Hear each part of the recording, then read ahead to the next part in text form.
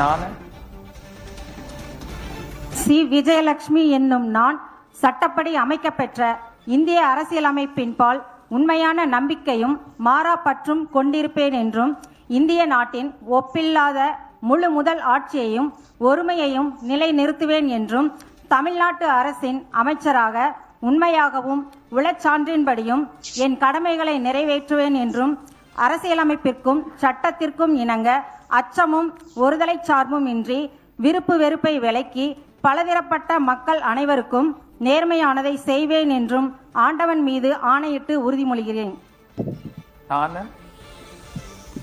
விஜயலட்சுமி என்னும் நான் தமிழ்நாட்டு அரசின் அமைச்சர் என்ற முறையில் எனது கவனத்திற்குள்ளாவதும் தெரிய வருவதுமான எந்த பொருளையும் அமைச்சரின் கடமைகளை உரியவாறு நிறைவேற்ற தேவையான அளவுக்கன்றி ஒருவரிடமோ பலரிடமோ நேர்முறமாகவோ மறைமுகமாகவோ அறிவிக்கவோ வெளிப்படுத்தவோ மாட்டேன் என்று ஆண்டவன் மீது ஆணையிட்டு உறுதிமொழிகிறேன்.